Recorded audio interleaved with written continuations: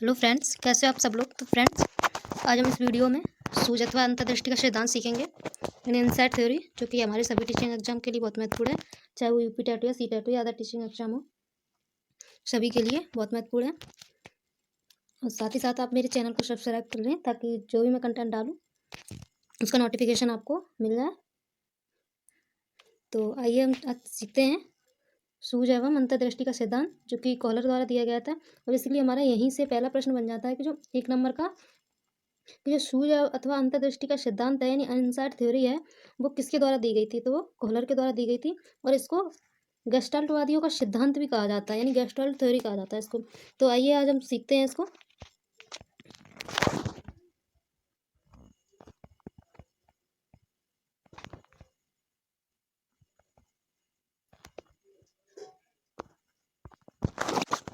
तो सबसे पहले हम जान लेते हैं कि जो गेस्टाल्टवाद है वो क्या है। ठीक है, गेस्टाल्टवाद किसे कहते हैं। तो जो गेस्टाल्टवाद है वो जर्मन भाषा का शब्द है, जिसका अर्थ है आकृति की समग्रता, या फिर कह सकते हैं उसको संपूर्ण रूप से। ठीक है, जैसे कि मान लीजिए कि जो एक गाड़ी है जो आपको स्क्रीन पे दिख रही है, ठीक है, इसको हम किसके समग्र रूप से देखेंगे, ना कि इसके पार्ट को देखेंगे। ठीक है, यानी जो गाड़ी खड़ी है इसको हम पूर्ण रूप से देखेंगे। वैसा तो यानी कि इसके देखो वो पहिए वगैरह देख रहे, या फिर इसका जो लेंस वगैरह लगे होते हैं, शीशे लगे होते हैं, वो देखेंगे। ऐसा तो है नहीं। क्या करेंगे, ये जो गाड़ी खड़ी होती है वो उसका पूरा समग्र रूप देखेंगे, यानी पूर्ण रूप से देखेंगे उसको। ठीक है, तो यही कहा जा रहा है इसमें कि जो कोई भी, या फिर हम समस्या को भी रख लेते हैं इसमें, कि जो समस्या है उसका समाधान के लिए हम उसकी संपूर्ण रूप से जानेंगे उसको, कि कहाँ क्या क्या कैसे फॉल्ट है, और उसको उसकी जानकारी लेंगे, तभी उसको क्या होगा, समाधान होगा। ठीक है, यानी सूझबूझ लगाएंगे उसमें, उसकी समस्या की संपूर्ण जानकारी लेंगे, तभी उसका समाधान कर पाएंगे। तो यही इस गेस्टाल्टवाद का अर्थ है कि जो कोई भी आकृति या फिर समस्या है उसको संपूर्ण रूप से जानना या फिर संपूर्ण रूप से देखना। ठीक है, तो यही गेस्टाल्टवाद कहलाता है। अब आइए इसको आगे जानते हैं कि जो ये गेस्टाल्टवाद है इसके प्रतिपादक वर्दीमर, कोफका और कोहलर को माना जाता है। ठीक है, यानी जो मैक्स वर्दीमर हैं और कोफका और कोहलर, यानी इन तीनों के द्वारा जो सिद्धांत दिया गया था, यानी गेस्टाल्ट थ्योरी थी, वो इन्हीं तीनों के द्वारा दी गई थी, वर्दीमर, कोफका और कोहलर के द्वारा।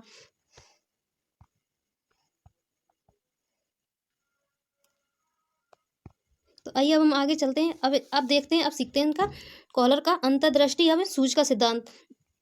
यानी जो अंतर्दृष्टि अधिगम का जो सिद्धांत है वो उनका श्रेय कोहलर को जाता है। यानी जो अंतर्दृष्टि या सूझ का सिद्धांत है वो कोहलर के द्वारा दिया गया था। और इसमें जो सहयोगक थे इनके, जिन्होंने इस थ्योरी में सहयोग किया था, वो कोफका थे, जिन्होंने इनके साथ सहयोग किया था। और ये गए हमारे कोहलर, जो कि आपको स्क्रीन पे दिख रहे होंगे।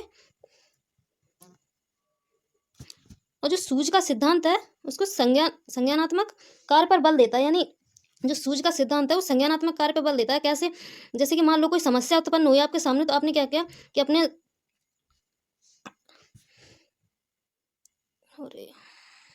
माइंड को लगाया, यानी अपनी चेतना को जागृत किया, यानी चेतना पर अपनी पे बल दिया, और क्या किया, उस समस्या से संबंधित जो भी जानकारी है उसको आपने इकट्ठा किया और उसका समाधान किया। ठीक है, तो यही क्या कहलाता है, सूझ का सिद्धांत। यहाँ पे संज्ञानात्मक कार्य पर, यानी संज्ञान पे, यानी हम जो भी अपने मस्तिष्क द्वारा यानी सूझबूझ से अपनी समस्याओं को हल करते हैं, वही क्या कहलाता है, संज्ञानात्मक कार्य कहलाता है। ठीक है, यानी कॉग्निटिव डोमेन कहलाता है।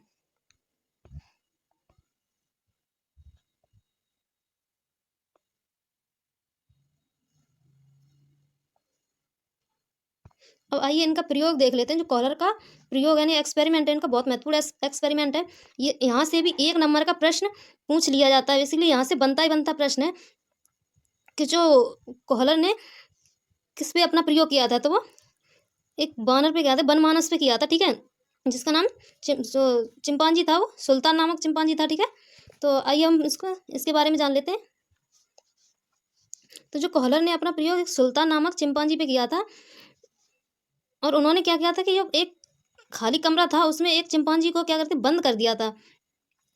लेकिन क्या था, जो चिंपांजी था वो भूखा था, और भूखा होने के कारण क्या था, वो इधर उधर उस रूम में देख रहा था कि उसको कुछ खाने को। लेकिन क्या किया था, जो कोहलर थे उन्होंने कुछ केले लटका रखे थे रस्सी से बांध के, ऊपर छत से सटा के उन्होंने कुछ केले बांध दिए थे ऊपर। लेकिन क्या क्या वो जैसे चिंपांजी ने उन केलों को देखा, तो उन्हें पकड़ने के लिए क्या करा, उछलने लगा। और जब उन्हें उसने प्रयास किया तो वो केलों तक नहीं पहुंचा, क्योंकि वो केले बहुत ऊपर ऊपर थे इसलिए।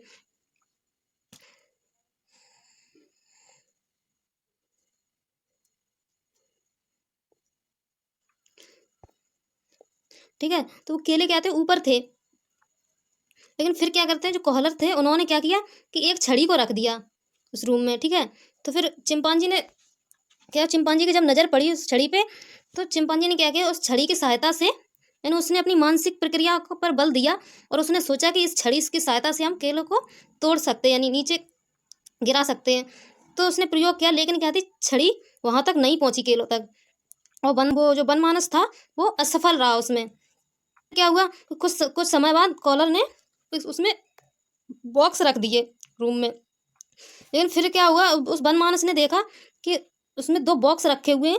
तो उसने क्या किया, अपना फिर से मानसिक प्रक्रियाओं पर बल दिया और उसने क्या किया, यानी अपने मस्तिष्क पे उसने जोर दिया और उन बॉक्सों को लाकर क्या कहाँ रखा, अपनी उस सूझबूझ से उन बॉक्सों को एक से ऊपर एक सटा के रख लिया। यानी पहले एक बॉक्स का प्रयोग किया, फिर उसने दूसरा बॉक्स भी लाया, क्योंकि वो केलों तक नहीं पहुंच रहा था इसलिए। फिर क्या हुआ, उसने दोनों बॉक्स रखे, फिर उन बॉक्सों के ऊपर चढ़ के उस छड़ी की सहायता से उसने कोशिश की तोड़ने की, और क्या हुआ, वो सफल हो गया।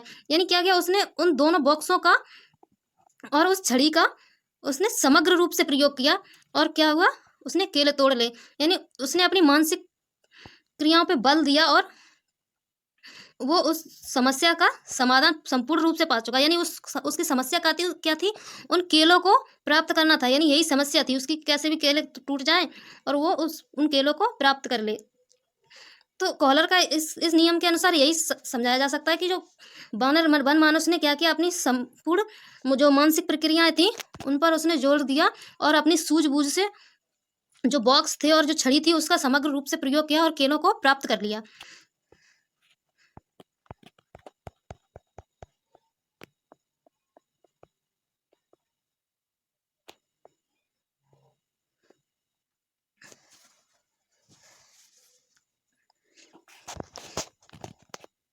तो इस प्रयोग से यह निष्कर्ष निकलता है, जब चिंपांजी ने केले उतारे तो उसने छड़ी और बॉक्स का समग्र यानी होल रूप से उसका प्रयोग किया था। इसीलिए इसको गेस्टाल्ट सिद्धांत यानी गेस्टाल्ट थ्योरी भी कहा जाता है इसको, इसीलिए क्योंकि गेस्टाल्ट का भी मैंने जो अर्थ बताया था कि गेस्टाल्टवाद का अर्थ यही है कि जो किसी भी समस्या या फिर वस्तु को संपूर्ण रूप से देखना। ठीक है, आइए हम इससे संबंधित क्वेश्चन आंसर देख लेते हैं, ताकि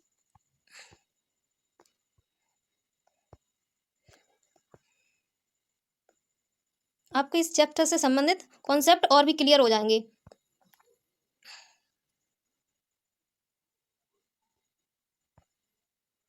जैसे कि सबसे पहला प्रश्न है इसमें, अंतर्दृष्टि सिद्धांत का प्रवर्तक कौन माना जाता है। ठीक है, जो अंतर्दृष्टि एवं सूझ का सिद्धांत था वो किसके द्वारा दिया गया था। तो इसमें 4 ऑप्शन दिए गए हैं, कोहलर है, थॉर्नडाइक है, स्किनर है और पॉवलोव है। तो हमने अभी बताया था कि जो अंतर्दृष्टि एवं सूझ का सिद्धांत है वो कोहलर के द्वारा दिया गया था, जिन्होंने किस पे, बनमानस पे अपना प्रयोग किया था।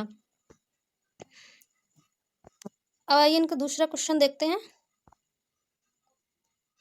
तो दूसरा प्रश्न है, जो कोहलर यह सिद्ध करना चाहता था कि सीखना एक ऐसी स्थिति है जिसमें व्यक्ति पशु से श्रेष्ठ होता है, या स्वायत्त यादृच्छिक क्रिया होती है, या फिर तीसरा है इसमें संज्ञानात्मक संकार्य है, या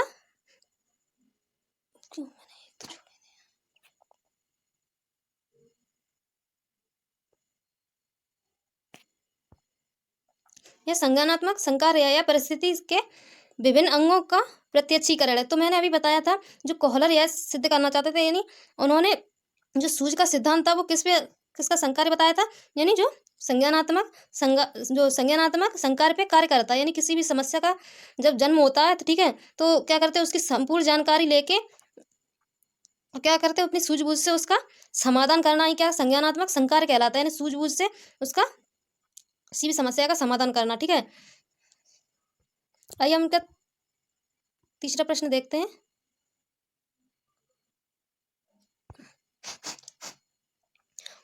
कोहलर निम्न में से किससे संबंधित हैं, अभिप्रेरणा का सिद्धांत, विकास का सिद्धांत, व्यक्तित्व का सिद्धांत, या अधिगम का सिद्धांत। तो जो कोहलर है वो अधिगम के सिद्धांत से संबंधित हैं। उन्होंने यही एक्सपेरिमेंट किया था जो बनमानस पे, कि देखें कि ये कि ये किस तरह से अपनी सूझबूझ से वनमानस था जो, वो कैसे अपनी सूझबूझ से उन केलों को प्राप्त करता है, और कैसे कैसे वो, अब क्या हुआ जब उसने अपनी मानसिक प्रक्रियाओं से उन केलों को प्राप्त किया, तो उसने क्या किया, उसने अपने जब मानसिक प्रक्रिया लगाई, यानी अपना उसने दिमाग लगाया, और क्या वो सीख गया, ठीक है, कि उसको केले कैसे प्राप्त होंगे।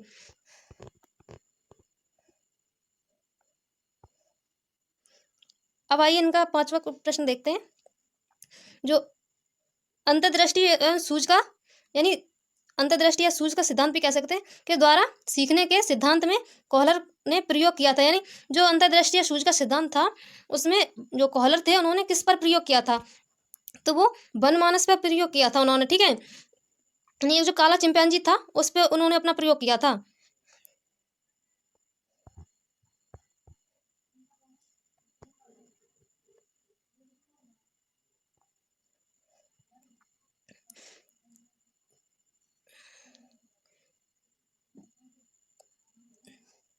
तो आई होप कि आपको मेरी वीडियो अच्छी लगी होगी। यदि मेरी वीडियो आपको अच्छी लगे तो please like and share and subscribe करें, और next chapter next video. Thank you, धन्यवाद।